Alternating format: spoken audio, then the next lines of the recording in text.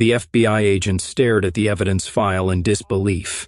In 30 years of investigating corporate fraud, he'd never seen a pregnant wife destroy her billionaire husband this methodically. Chloe Montgomery Pemberton had exactly 72 hours to execute her plan.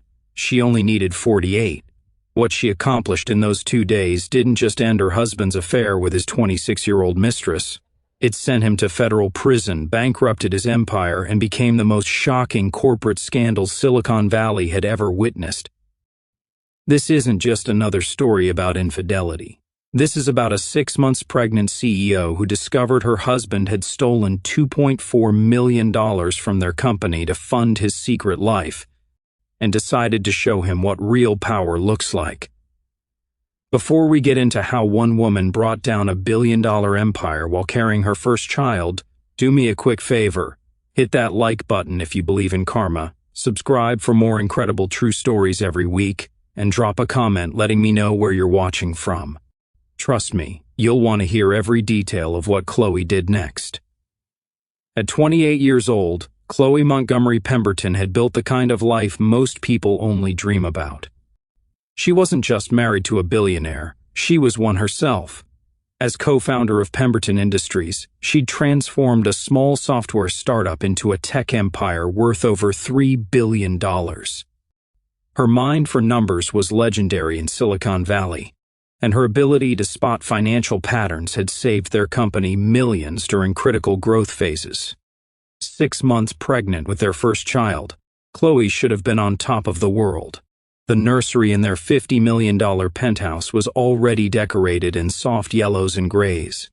The best private schools in California had already been contacted. Everything was perfect, or so it appeared. Her husband, Adrian Pemberton, was the face everyone saw on magazine covers. 35 years old, Harvard MBA, the kind of man who could command a boardroom with just his presence. The media loved him. The self-made billionaire who'd married his business partner and built an empire based on love and mutual respect. He gave speeches at universities about ethical leadership. He donated millions to charity. He was, by every public measure, the perfect CEO and husband. But perfection has a way of hiding the ugliest truths. Chloe's intuition was screaming warnings, but she ignored every single one. Surely her husband wouldn't betray her while she carried their child. Surely the man who'd stood beside her through every business challenge wouldn't risk everything they'd built for something as common as an affair. 3 floors below Chloe's office, her husband was doing something that would soon make national headlines. The executive conference room on the 47th floor had become Adrian's private sanctuary. Every afternoon at 2 p.m., he'd clear his schedule for strategic planning sessions. His assistant was instructed never to disturb these meetings. Security was told to disable the cameras for confidential negotiations. What Adrian didn't realize was that his attempts at secrecy were creating a trail of evidence more damaging than any confession. The small changes had started 6 months ago, coincidentally, right when Chloe announced her pregnancy. Adrian stopped joining her for their morning coffee ritual. He'd installed a password on his phone for the first time in their marriage. Business trips that used to last 2 days now stretched to 4. When Chloe would rest her hand on her growing belly and talk about baby names, Adrian would find urgent emails that needed immediate attention. The marriage that had once been featured in Forbes as Silicon Valley's ultimate power couple was quietly crumbling from the inside. But here's what makes this story different from every other tale of executive infidelity. Chloe wasn't just a trophy wife sitting at home. She was the mathematical genius who designed their company's entire financial infrastructure. Every transaction, every expense report, every corporate credit card purchase. It all flowed through systems she had personally created. Adrian had forgotten a crucial detail about his wife. Before she became a CEO, before she became a billionaire, before she became his partner in business and life, Chloe Montgomery had been one of the most talented forensic accountants in the country. She'd worked with the SEC to expose fraud at major corporations. She'd testified in federal cases that sent executives to prison. And now, though she didn't know it yet, She was about to use every skill she'd ever learned to expose the biggest fraud of her life, the one happening in her own home. Vanessa Torres had joined Pemberton Industries exactly 6 months ago as head of marketing, 26 years old, with an MBA from Wharton and a resume that sparkled with successful campaigns for Fortune 500 companies. On paper, she was the perfect hire. In reality, she would become the catalyst for one of the biggest corporate scandals in American history. Where Chloe was analytical and measured, Vanessa was spontaneous and bold. Where Chloe dressed in elegant maternity wear that accommodated her growing pregnancy, Vanessa wore designer suits that turned heads in every boardroom. Where Chloe spent her evenings reviewing financial reports and preparing for motherhood, Vanessa attended gallery openings and exclusive networking events that Adrian suddenly found essential for business development. The transformation from professional to personal happened gradually, then all at once. It started with late-night strategy sessions about the upcoming product launch. Adrian would order dinner for the team, but somehow, one by one, other members would have urgent matters to attend to, leaving just the CEO and his head of marketing alone in the conference room. The conversations shifted from market penetration strategies to personal dreams, from quarterly projections to quiet confessions about feeling trapped in the life he'd built. Adrian had convinced himself he wasn't doing anything wrong. They were just talking, just working, just two professionals passionate about their company's success.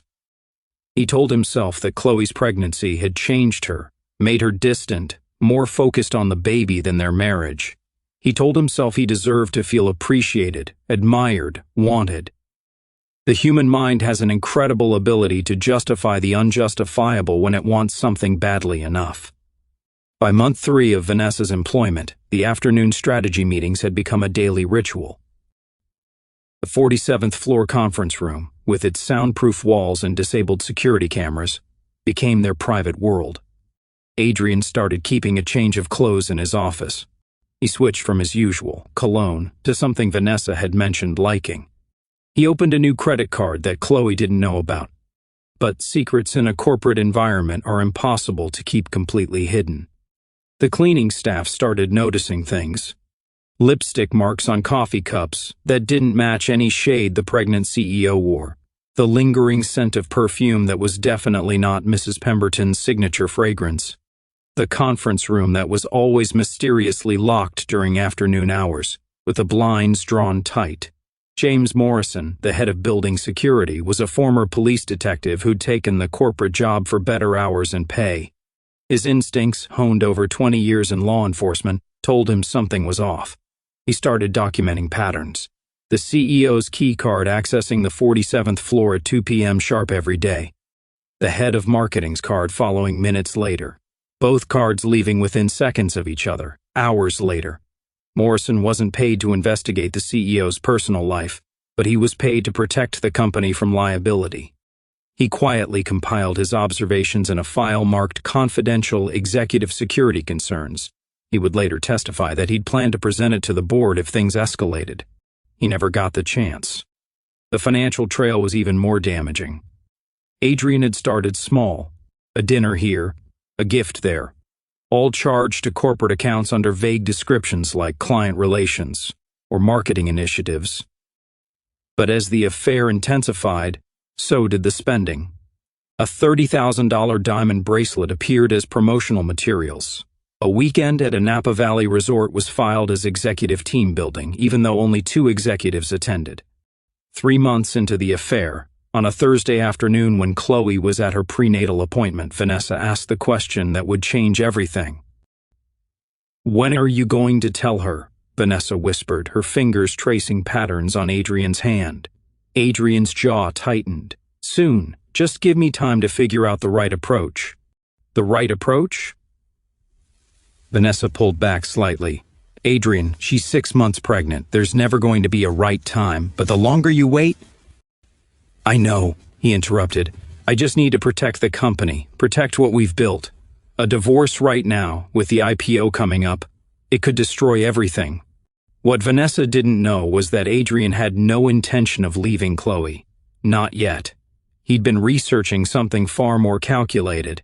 His browser history, which would later be recovered by federal investigators, showed searches for postpartum depression symptoms, mental incapacity in custody, and protecting assets from unstable spouse.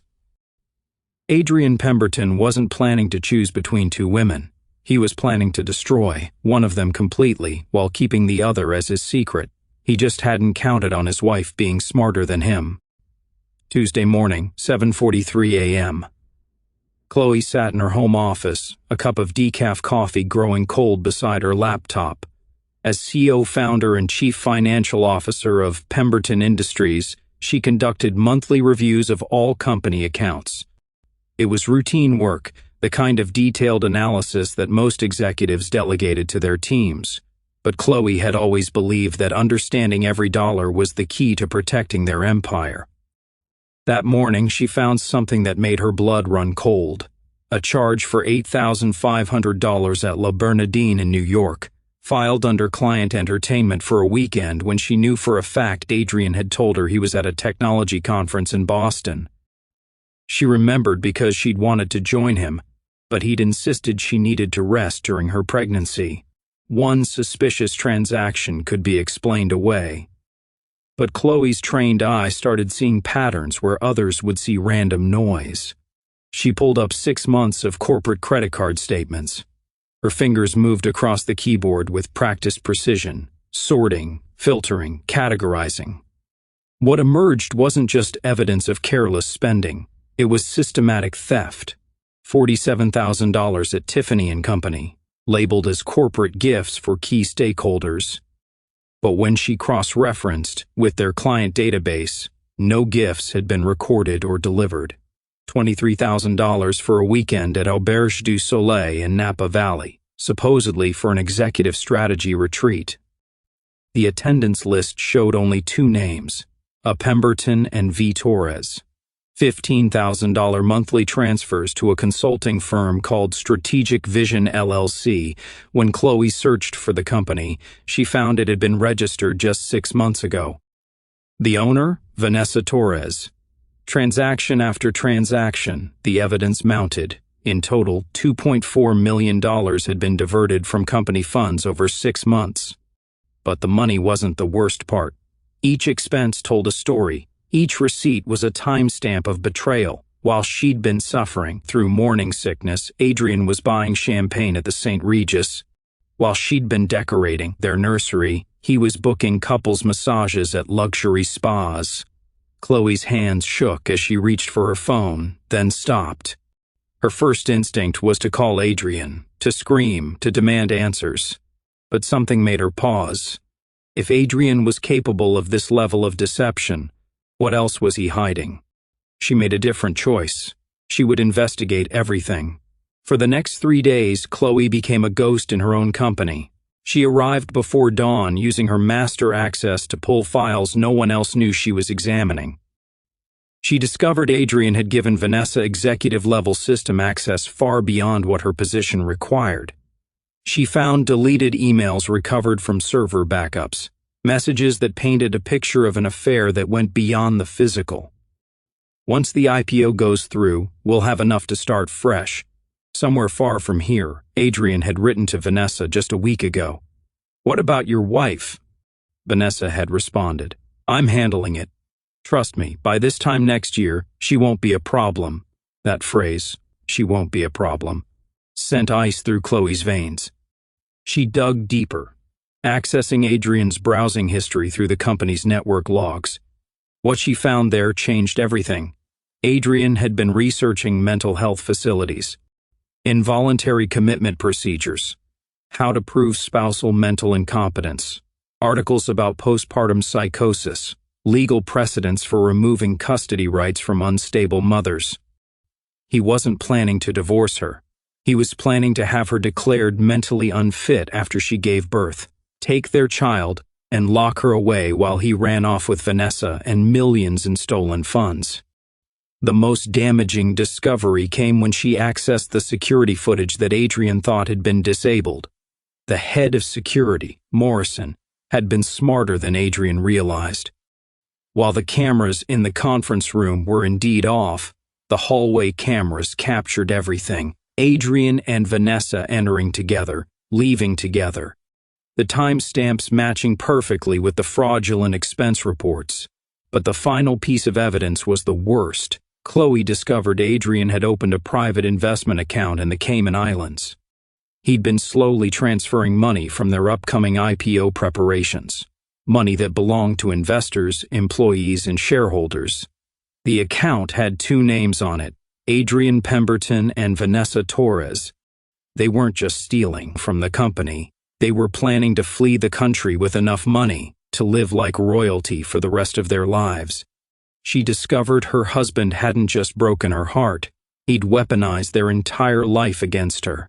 Every sweet word about their future was a lie. Every tender moment touching her pregnant belly was performed by a man actively planning her destruction. Every "I love you" was a calculated move in a game she didn't even know she was playing. Most women would have confronted him immediately. They would have raged, cried, demanded explanations. They would have shown their cards and given him time to cover his tracks, destroy evidence, spin the narrative in his favor. But Chloe, she had something much more devastating in mind. She closed her laptop, placed her hand on her belly where their child kicked softly, and made a decision. She wouldn't just expose Adrian's crimes. She would destroy him so completely, so publicly, that he would never recover, and she would do it all without him even knowing the attack was coming. The war had begun. Adrian just didn't know it yet.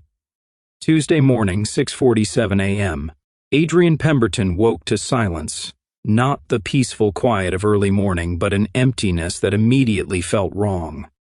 He reached across the California king bed, finding only cold sheets where his pregnant wife should have been. "Chloe?" His voice echoed through their penthouse.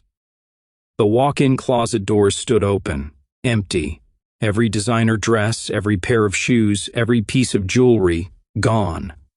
The bathroom counter, usually cluttered with her skincare routine, was bare marble. Even her pregnancy vitamins had vanished. Adrian's confusion turned to alarm when he noticed the envelope on his nightstand, expensive cream paper, his name written in Chloe's distinctive handwriting. Her wedding ring sat on top, catching the morning light with a finality that made his stomach drop. His hands trembled as he opened the letter.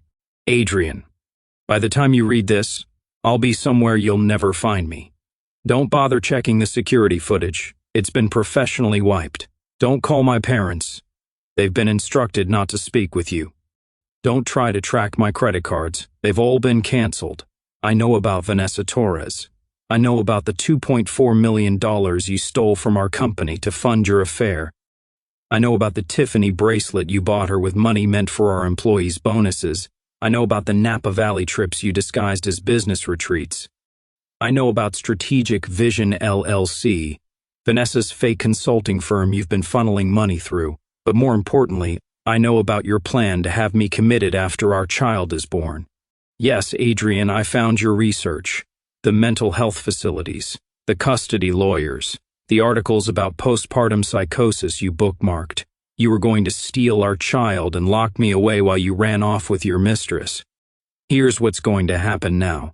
You have exactly 72 hours to make a choice. Option 1, you will call a press conference and confess to everything. The affair, the embezzlement, the fraud. You will resign as CEO, sign divorce papers giving me full custody and 80% of all assets, and you will never attempt to contact me or our child again. In return, I'll only release enough evidence to support your confession, not the full extent of your crimes. Option 2, you refuse, and at 6:47 a.m. on Friday, the FBI, SEC, IRS, and every major news outlet will receive comprehensive documentation of your crimes. Not just the $2.4 million you stole, but also the Cayman Islands account you opened with Vanessa, the IPO funds you were planning to steal, the investor fraud, the tax evasion, everything. I've already met with federal prosecutors. They're very interested in my evidence. They're particularly fascinated by how you used our charitable foundation as your personal piggy bank. Did you know that's a federal crime with a mandatory minimum sentence? You might be wondering how I could do this to you. The answer is simple. You did it to yourself. You chose to betray not just me, but every employee who depends on us, every investor who trusted us, every client who believed in us. You turned our marriage into a weapon and our company into your personal theft machine. I am not the weak, hormonal pregnant woman you thought you could destroy. I am the co-founder of this company. I am the daughter of Richard Montgomery, who taught me to document everything and trust no one completely. I am the forensic accountant who helped the FBI convict 3 CEOs before I turned 25. And I am the mother who will protect her child from a father who planned to use them as a tool for my destruction. 72 hours, Adrian. The clock starts now. Do not test me. I have copies of everything in 5 different locations with 5 different law firms. If anything happens to me, if you try to find me, if you attempt to spin this story in your favor, everything releases automatically. You always said I was too soft for the corporate world. Let's see if you still think that on Friday. CPS, I've already frozen the accounts. Don't bother trying to move money. And Vanessa's corporate credit card? Canceled as of this morning. You might want to tell her before she tries to buy lunch. Adrian read the letter 3 times, each word hitting harder than the last. This wasn't the emotional reaction of a betrayed wife. This was a calculated strike from someone who had been planning every move with military precision. He grabbed his phone, dialing Chloe's number. The number you have dialed is no longer in service. He called her parents. Her father's secretary answered with a prepared statement. Mr. Montgomery is not available to speak with you, Mr. Pemberton. Please direct all communication through your attorney. He tried to access the company accounts from his laptop. Every password had been changed. His executive access had been revoked. A single message appeared on the screen. Access suspended pending investigation. Racing to his home office, Adrian discovered his personal files had been photographed and cataloged. Sticky notes in Chloe's handwriting marked key documents. Exhibit A, fraudulent expense report. Exhibit B, conspiracy to commit wire fraud. Exhibit C, evidence of premeditated mental abuse. The walls were closing in. His phone buzzed with a text from an unknown number. 71 hours, 13 minutes remaining. See, Adrian's empire, built on lies and stolen money, had started its collapse. The woman he'd underestimated, the wife he'd planned to destroy, had just declared war. And she'd already won the first battle before he even knew they were fighting. If you were in Adrian's position, would you confess or try to fight? Because what Chloe did next proved she wasn't bluffing. Hit that like button if you think he deserved what was coming. And trust me, you haven't seen anything yet. Thursday morning, 6:47 a.m., exactly 48 hours since Chloe's disappearance. Adrian hadn't slept, hadn't eaten, had barely moved from his home office where he'd been frantically calling lawyers, private investigators, anyone who might help him locate his wife or minimize the coming damage. Then his phone buzzed. Not a text this time, but news alerts, dozens of them, all at once. Breaking: Pemberton Industries under federal investigation. CEO Adrian Pemberton, accused of multi-million-dollar fraud. Pregnant wife, exposes Billionaire's affair and embezzlement scheme. Adrian's hands shook as he opened the first article. The Business Journal had published a devastating exposé, complete with internal documents, bank statements, and a timeline of his crimes that was accurate down to the minute. But Chloe hadn't just gone to the media. She'd been strategic, surgical, methodical. Every major client of Pemberton Industries had received a package via courier at exactly 8 a.m. Inside, forensic accounting reports showing how their fees had been inflated to cover Adrian's personal expenses, how their trust had been violated, how their money had funded his affair. Tech Global, their biggest client worth $50 million annually, released a statement by 9 a.m. We are terminating our relationship with Pemberton Industries effective immediately pending a full investigation into the misuse of client funds. By 10 a.m., 3 more major clients had pulled their contracts. The board of directors had received something even worse, a 200-page report compiled by Morrison, Steinberg and Associates, one of the most respected forensic accounting firms in the country. The report didn't just detail Adrian's theft, it showed how he'd manipulated board members, lied in quarterly reports, and violated his fiduciary duty in 17 different ways. Board member Harrison Blackstone would later testify, "I've served on 12 corporate boards over 30 years. I've never seen documentation this thorough, this damaging, or this indisputable." It was like she'd been building a legal case for months. She had been. But the masterstroke came at noon. Channel 7's Jennifer Walsh, winner of 3 Emmy Awards for investigative journalism, sat behind the news desk with a stack of documents thick enough to use as a weapon. "Good afternoon. I'm Jennifer Walsh with a Channel 7 exclusive investigation that exposes one of the largest corporate fraud cases in Silicon Valley history. We've obtained thousands of internal documents from Pemberton Industries showing that CEO Adrian Pemberton systematically stole $2.4 million in company funds to finance an extramarital affair with a subordinate employee while his wife was pregnant with their first child."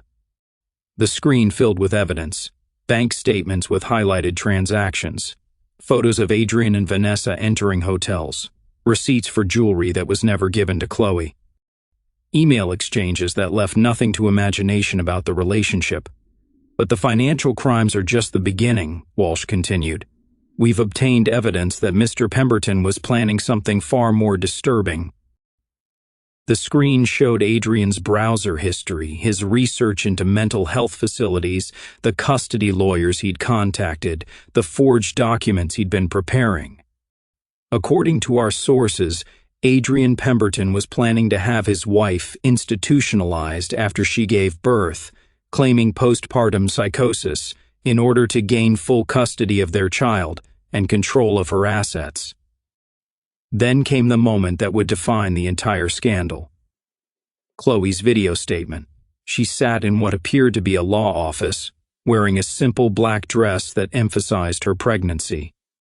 No makeup to hide the exhaustion, no smile to soften the blow, just a woman telling the truth with devastating calm. "My name is Chloe Montgomery Pemberton. I am 6 months pregnant with my first child. I am also the co-founder and, as of this morning, majority shareholder of Pemberton Industries." She looked directly into the camera, her green eyes steady and unflinching. "6 days ago, I discovered my husband had stolen $2.4 million from our company to fund an affair with our head of marketing, Vanessa Torres. But the theft goes deeper than personal expenses. Adrian diverted money from employee retirement funds. He stole from our charitable foundation, money meant for underprivileged students. He inflated client fees to cover his personal spending." She held up a document. "This is a transfer record showing $75,000 taken from our employee pension fund and deposited into an account used to pay for a vacation with his mistress. That's not just theft. That's stealing from the retirement savings of people who trusted us with their futures." Her voice never cracked, never wavered. "I built this company alongside my husband. I trusted him with my heart, my money, and the life of our unborn child. In return, he planned to destroy me, steal our baby, and run away with someone else using money he stole from innocent people." She paused, letting the weight of her words settle. "Effective immediately, I am exercising my rights as majority shareholder to remove Adrian Pemberton as CEO. I am cooperating fully with federal investigators, and I am ensuring that every penny he stole will be returned to its rightful owners." The video ended with Chloe standing, her hand on her belly, walking out of frame with the dignity of someone who had already won. Within minutes, #PregnantWife was trending globally. Social media exploded with outrage. Women shared their own stories of betrayal. Men condemned Adrian's actions. The court of public opinion had rendered its verdict before Adrian could even mount a defense. The stock price of Pemberton Industries plummeted 67% before trading was halted. Investors panicked. Employees gathered in the lobby demanding answers. News vans surrounded the building. Adrian, watching his life implode from his penthouse, made the catastrophic decision to try to defend himself. He drove to the office, pushing through reporters to get to the parking garage. But they cornered him by the elevators. "Mr. Pemberton, did you steal $2.4 million? Is it true you were planning to have your wife committed? Where's Vanessa Torres?" Adrian snapped.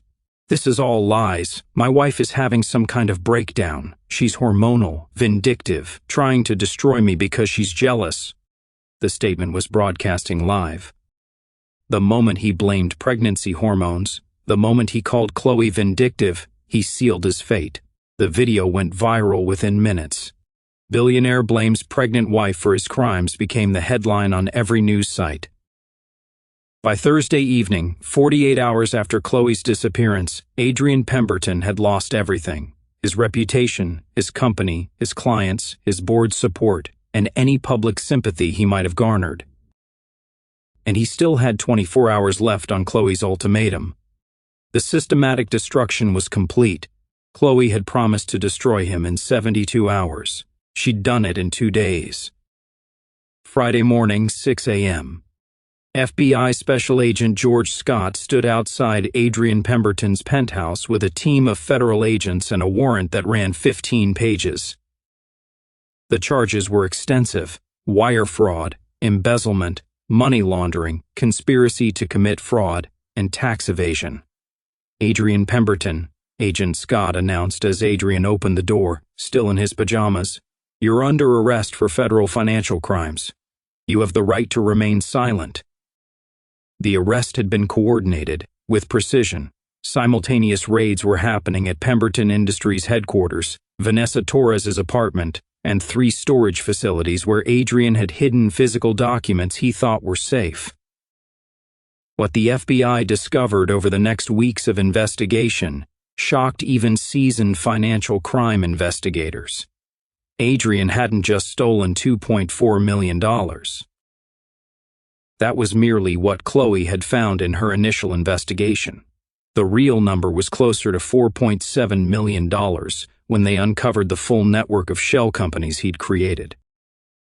Strategic Vision LLC was just one tentacle of a financial octopus that stretched across 6 states and 3 countries. There was Pinnacle Consulting Group, registered in Delaware, which had billed Pemberton Industries for $800,000 in advisory services that never existed. The money went directly to an account controlled by Adrian and Vanessa. Global Innovation Partners, based in Nevada, had received $1.2 million for technology licensing for software that was never developed or delivered. Future Ventures International, incorporated in the Cayman Islands, was the most damaging discovery. Adrian had been preparing to transfer $15 million from the company's upcoming IPO into this account. The IPO that employees had been working toward for years, that investors had poured money into, was going to be Adrian's ultimate heist. But the financial crimes were just the beginning of what investigators uncovered. Hidden in Adrian's personal laptop, encrypted but not well enough to stop FBI technicians, were documents that painted a picture of premeditated cruelty that went beyond simple greed. He'd been in contact with Dr. Harold Brennan, a psychiatrist who'd lost his license in 2 states for falsely diagnosing patients. Adrian had paid him $50,000 to prepare documentation suggesting Chloe showed signs of severe mental instability. The plan was to have her committed within weeks of giving birth, using forged medical records and paid witnesses. There were emails to a family law attorney discussing how to gain emergency custody, claiming Chloe was a danger to their child. Draft restraining orders. Fabricated incidents of erratic behavior that never happened. Adrian had been building a false case against his wife for months. Agent Scott would later tell reporters, "In my 20 years investigating financial crimes, I've never seen someone weaponize the legal system against their pregnant spouse while simultaneously stealing millions. The level of planning was sociopathic." The perp walk happened at noon, perfectly timed for maximum media coverage. Adrian, in handcuffs and an orange jumpsuit, was led from the federal building to a transport van. Hundreds of cameras captured every second. The man who once graced magazine covers as CEO of the Year was now the face of corporate corruption. The images went viral immediately. Side-by-side comparisons of Adrian at glamorous events versus Adrian in custody. The hashtag Justice for Chloe trended worldwide. But perhaps the most humiliating moment came when reporters caught up with Vanessa Torres at LAX airport.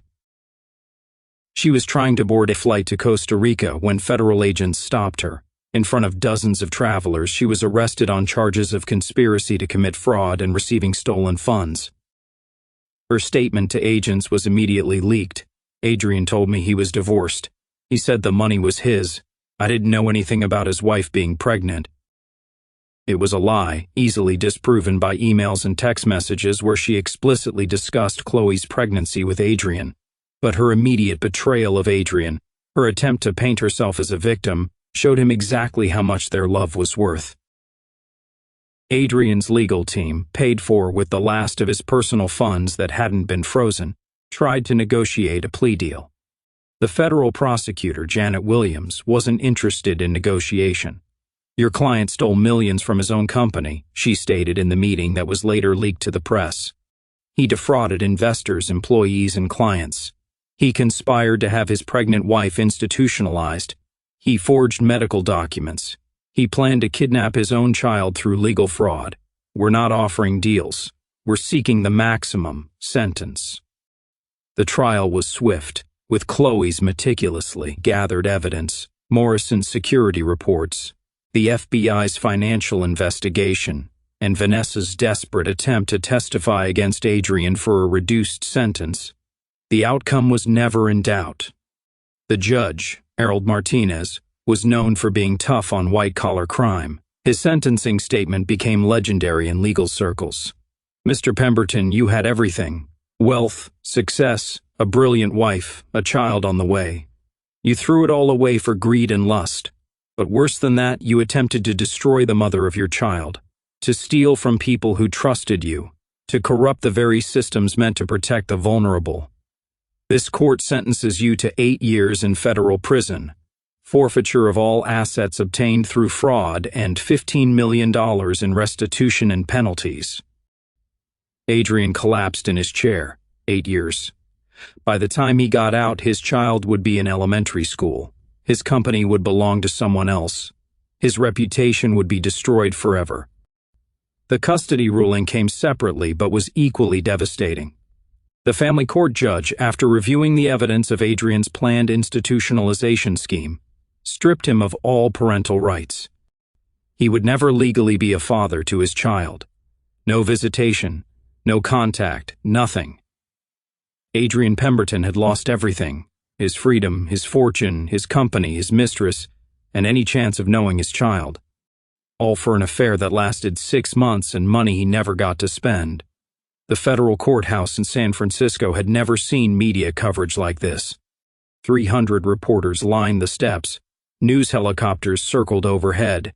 Inside, every seat was filled with employees from Pemberton Industries, investors who'd lost millions, and women who'd driven hours just to witness this moment of justice.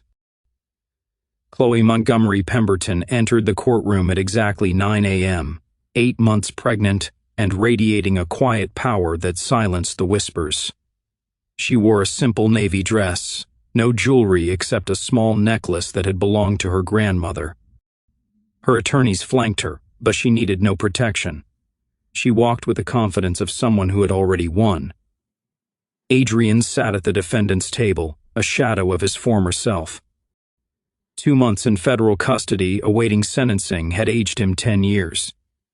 His expensive suit couldn't hide the defeat in his shoulders. When Chloe entered, he tried to catch her eye.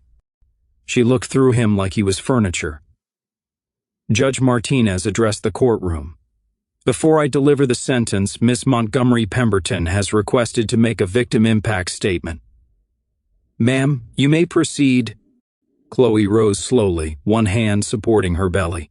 She walked to the podium, adjusted the microphone, and began speaking in a voice that carried to every corner of the silent courtroom.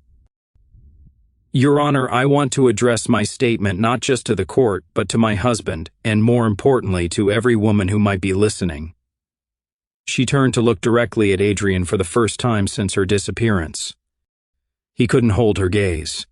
Adrian, 2 months ago, you stood beside me at our company's 5th anniversary celebration. You called me your partner, your equal, the love of your life. You placed your hand on my belly and told 500 guests how excited you were to become a father. Her voice remained steady, controlled. That same week, you were meeting with lawyers to plan my destruction. You were researching how to have me committed to a psychiatric facility. You were creating false documents to steal our child. You were transferring our money to accounts I couldn't access, all while sleeping beside me each night, telling me you loved me each morning. The courtroom was so quiet you could hear people breathing. You didn't just betray me as a wife. You betrayed me as a business partner who helped build our company from nothing. You betrayed our employees who trusted you with their careers and retirement savings. You betrayed investors who believed in your vision. You betrayed the child I'm carrying who will grow up without a father because you chose greed over family. She paused, letting her words sink in. But I want to thank you for something, Adrian. You taught me the most valuable lesson of my life. Adrian looked up, confusion on his face. When someone shows you who they really are, believe them.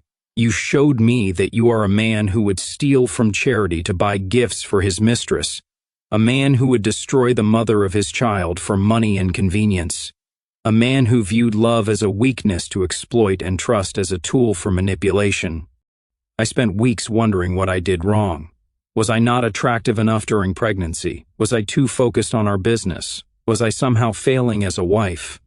But then I realized, this was never about me. This was about who you are at your core, a man so empty inside that no amount of money, power, or admiration could fill the void. She turned to address the gallery, specifically the women watching. To every woman listening, every woman who has been betrayed, belittled, or broken by someone they trusted, you are not what happened to you. You are not defined by someone else's inability to value you. You are not responsible for fixing someone who is determined to be broken. Her hand moved to her belly as the baby kicked. In 4 weeks, I will give birth to a child who will never know you, Adrian. Not because I'm vindictive, but because I'm protective. Our child will grow up surrounded by love, integrity, and truth, everything you abandoned for temporary pleasure and stolen money. She looked back at Adrian one final time. Our child will ask about you one day, and I will tell them the truth. Not that you were a successful businessman who made mistakes. Not that you were a good man who lost his way. I will tell them that you were a convicted felon who chose crime over family. That legacy isn't my decision, Adrian. It's yours. You wrote this story with every stolen dollar, every lie, every moment you spent planning my destruction while I carried your child. Her final words rang through the courtroom like a judge's gavel.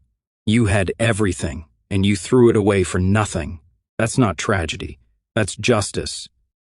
Chloe walked back to her seat as the courtroom erupted in applause, something almost never seen in federal court. Judge Martinez didn't stop it. Adrian sat with his head in his hands, finally understanding the complete devastation of what he'd lost. If this story hit you as hard as it hit me, make sure you're subscribed because we're uncovering more shocking true stories of billionaire betrayals every week. Hit that notification bell so you never miss what happens when power meets karma. 5 years have passed since the scandal that shook Silicon Valley to its core. The name Adrian Pemberton, once synonymous with success and innovation, now appears in business textbooks as a cautionary tale of greed and betrayal. Today, Adrian works the night shift as a security guard at a small office complex in Phoenix, Arizona. He goes by Tony Palmer now, though his past follows him everywhere. Released after serving 6 years of his 8-year sentence for good behavior, he lives in a 1-bedroom apartment that costs $800 a month, less than what he used to spend on a single lunch. His co-workers don't know who he really is, but occasionally someone recognizes him from the documentary that Netflix produced about the scandal. When that happens, he quietly finds another job, another building to guard, another place where nobody asks questions about the man who once controlled billions. He has never met his daughter. The restraining order remains in effect permanently. Every month, he Googles her name, finding photos from school events that Chloe occasionally allows to become public. Isabella has her mother's green eyes and sharp intelligence. In every photo, she's smiling, surrounded by friends, thriving in a world where her father doesn't exist.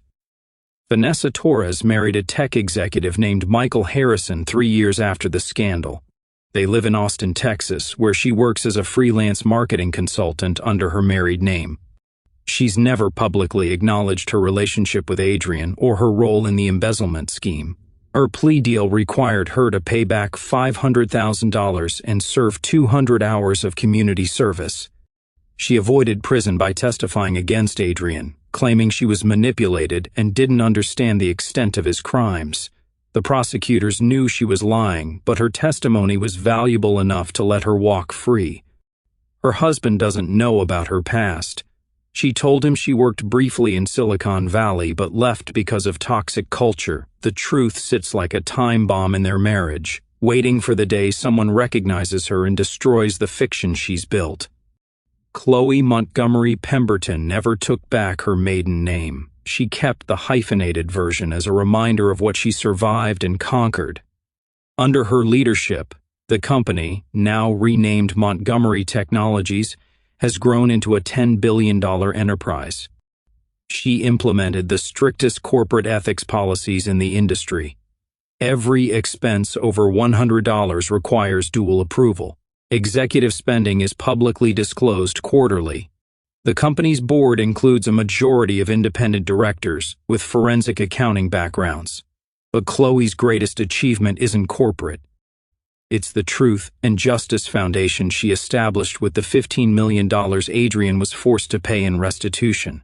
The foundation provides free forensic accounting services, legal support, and safe housing for women discovering financial abuse in their relationships. In 5 years, the foundation has helped over 500 women expose financial crimes, recover stolen assets, and rebuild their lives. The foundation's website features a counter showing $47 million recovered for victims. Each dollar represents a woman who refused to be destroyed by someone who claimed to love her. Isabella Montgomery Pemberton just celebrated her 5th birthday with a party at the California Academy of Sciences. She's already reading at a 3rd grade level and shows her mother's gift for mathematics. She can calculate tips in her head and loves solving puzzles that would challenge children twice her age. She knows her father exists but has never asked to meet him. Chloe has been honest in age-appropriate ways. Your father made choices that hurt people, so he can't be part of our lives. But that has nothing to do with you. You are loved, you are wanted, and you are perfect exactly as you are. The private school Isabella attends has 3 other children, whose parents were victims of Adrian's crimes, former employees who lost retirement savings. Those parents don't blame Isabella. They see her as proof that something good came from the devastation. The Pemberton industry scandal changed corporate America. The Montgomery Protocols, named after Chloe's reforms, became the gold standard for financial oversight. Congress passed legislation requiring stricter monitoring of executive expenses at public companies. Business schools from Harvard to Stanford teach the case as an example of how personal ethics and corporate governance are inseparable. The FBI created a new task force specifically for executive financial crimes against spouses, inspired by the sophistication of Adrian's planned attack on Chloe. They've successfully prosecuted 17 similar cases using methods developed during the Pemberton investigation. The scandal proved that in the age of digital documentation and forensic accounting, no crime stays hidden forever. It showed that brilliance used for justice will always defeat brilliance used for greed. Most importantly, it demonstrated that sometimes the best revenge isn't destroying someone. It's building something so magnificent from the ruins that the destruction becomes irrelevant. This wasn't just about revenge. This was about a woman who refused to be a victim, who turned betrayal into triumph, and who proved that sometimes the best response to being underestimated is overwhelming success. What would you have done in Chloe's position? Would you have disappeared like she did, or confronted him immediately? Drop your answer in the comments. I read every single one. And if you know someone who needs to hear this story, kindly share it with them. Sometimes one story can change everything.